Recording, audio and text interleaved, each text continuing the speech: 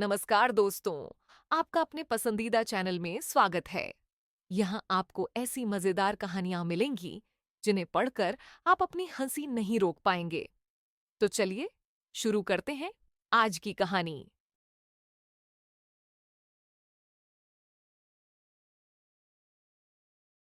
ऐसा लगा अंत में बताइएगा जरूर।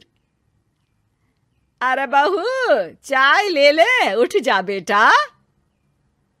अरे मम्मी रहने देती ना, मैं उठ तो रही थी। अरे कोई बात नहीं, खाने में क्या बनाना है वो बता दे।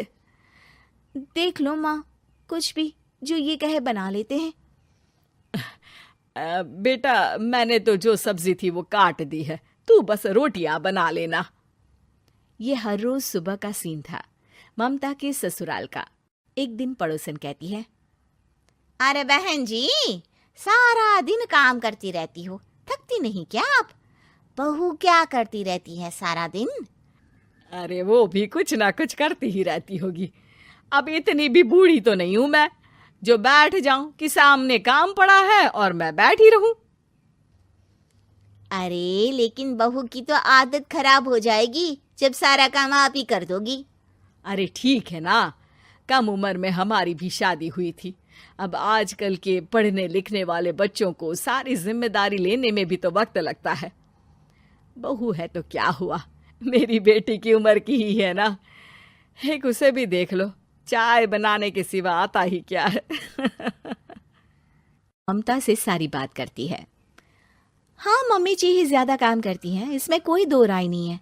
लेकिन मैं भी क्या करूं, ऑफिस और घर के बीच जो वक्त मिलता है उसी में काम कर लेते हैं, है ना? दिन बीत रहे थे। सास बहू के बीच की बॉन्डिंग अच्छी थी, लेकिन जब बहू माँ बनती है तो जो थोड़ा बहुत काम किया करती थी वो भी छोड़ देती है। बहू, ये ले, तेरे लिए बनाया है, इसको खाने से बच्चा और तू दोनों स्वस्थ रहेंगे। ठीक है माँ जी। माँ जी, वो बच्चे के लिए गद्दे जो सूख रहे हैं ना छत पर, जरा ले आइए ना। तभी वहां पति आ जाता है। अरे माँ रुको, मैं ले आता हूं, तुम मेरा खाना लगा दो। माँ किचन में चली जाती है। पता है, बगल वाली डॉली है ना, वो लोग हमारी साइड के हैं। उसकी सास ने तो उसकी हड्डियों को मजबूत करने वाले लड्डू बनाए हैं। उसे भी बच्चा हुआ है ना। पता नहीं मम्मी जी क्या पानी सा उबाल कर दे देती है, मैं तो बस वही खा लेती हूँ। अरे तो तुम्हारे साइड बनता है तो तुम अपनी माँ से बोल दो, वो बना देंगी। आहा, माँ की तबीयत ठीक नहीं रहती, तुम जानती हो ना, कैसे बनाएंगी वो? अरे क्या हो गया सासू माँ को? कल तक तो फेसबुक में किटी की फोटो डाल रही थी। अच्छा अच्छा, चुप रहिए। डॉली की सास ने मनाया है, तुम लोगों का भी तो फर्ज बनता है। तभी वहां सास आ जाती है। ये ले बहू, गर्म पानी की बोतल, गर्म पानी पीने से पेट अंदर हो जाएगा। नहीं नहीं माँ जी, गर्म पानी पीने से प्यास नहीं बुझती। अरे पी लेना बेटा। वो बगल वाली डॉली को तो जानती है ना, जो तुम लोगों के साइड की है। तेरे साथ ही उसका भी बच्चा हुआ था। बेचारे का कोई ख्याल रखने वाला नहीं, सारा काम करती है और रात में बस एक लड्डू खाकर सो जाती है। पेट तो लटक ही गया है और बच्चा तो कितना कमजोर सा है उसका। अच्छा माँ, क्या बात है, डॉली की ये हाल है? क्यों मैडम, क्या कहना है आपका? अब पता है मुझे, किसी के पास मेरी सास की तरह सास थोड़ी ना है। नहीं नहीं बेटा, ऐसा नहीं है, मेरे लिए तो तुम सभी मेरे बच्चे जैसे ही हो। ममता को समझ में नहीं आता कि वो सास में कैसे कोई बुराई निकाले, क्योंकि हर कोई उससे उसकी सास की तारीफ ही किया करता था। एक रोज ममता के घर उसकी ननद आती है। अरे भाभी, मुन्नी को तो 6 महीने हो गए, आप अभी भी बेड पर हो। आ गई है आप? कैसी हैं बुआ? बच्चा होने के 6 महीने बाद आई हैं आप। भाभी, अमेरिका दूर है ना, तो वक्त लग जाता है। अब इनकी छुट्टी अभी थी तो सभी आ गए। वैसे माँ कहाँ है? थकी हारी सास बेटी को देखकर खुश हो जाती है। माँ, इस बार तेरा वीजा तैयार है, मेरे साथ चलने को तैयार रहना। हाँ हाँ बेटा, मैं तैयार हूँ। अरे ऐसे कैसे माँ, मैं कैसे मैनेज करूंगी? कैसे मतलब? जैसे मैंने किया अमेरिका में, आप इंडिया में कर लेना। वैसे आपका तो मायका भी पास ही में है ना। हाँ वो तो है, लेकिन वहाँ माँ के पास वक्त नहीं होता। ईश्वर भक्ति में उनका सारा समय चला जाता है। भाभी, बेटी परेशान हो तो माँ का ध्यान आरती में कैसे लग सकता है? समझ में ही नहीं आता। वैसे भी अब माँ को मैं अपने साथ ले जा रही हूँ। माँ को विदेश घूमने का शौक है ना। ममता मन मारकर चुप हो जाती है, लेकिन मन ही मन सोचती है कि वो कैसे सारा काम मैनेज करेगी। पति का खाना, नाश्ता, मुन्ने को नहलाना धुलाना, फिर रात भर इसके लिए दूध तैयार करना।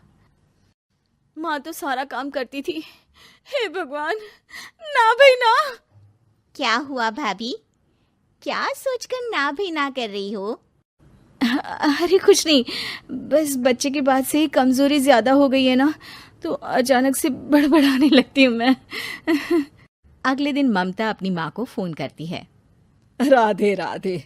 माँ मैं क्या करूँ, मेरी सास तो अमेरिका जा रही है बेटी के पास। अब घर का सारा काम, बच्चा, सब कैसे मैनेज करूँगी। तू आ जाना माँ कुछ महीनों के लिए मेरे पास।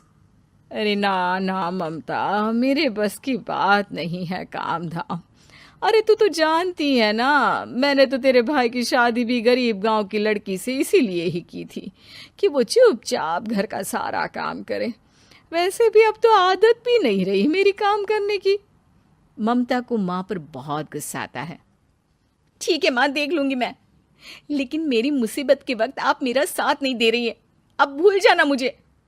ममता गुस्से में आकर फोन रख देती है और रोने लगती है, लेकिन बेचारी करे भी तो क्या। अब सास और ननद दोनों घर का काम करते। नेहा आराम करती, लेकिन अब आराम में भी उसे चिंता रहती। और फिर वो दिन भी आ जाता है जब ननद का जाने का वक्त आ जाता है। भाभी मैं जा रही हूँ, अपना और मुन्ने का ख्याल रखना। ममता सास को देखती है और गले लगकर रोने लगती है। माँ जल्दी आ जाना।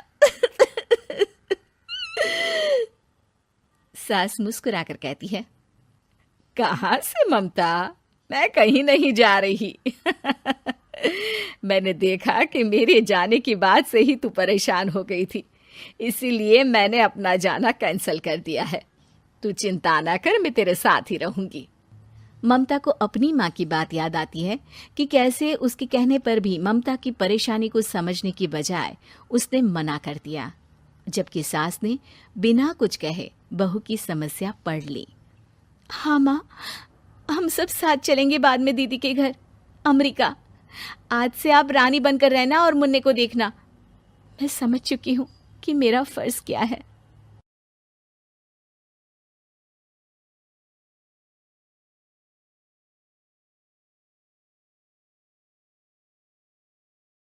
तो दोस्तों, मुझे उम्मीद है कि आपको कहानी पसंद आई होगी। अगर आपको पसंद आई हो तो कृपया सब्सक्राइब करें और मजेदार कहानियों के लिए बने रहें। मैं आपसे एक नई कहानी के साथ मिलूंगा। तब तक हंसते रहिए। अलविदा।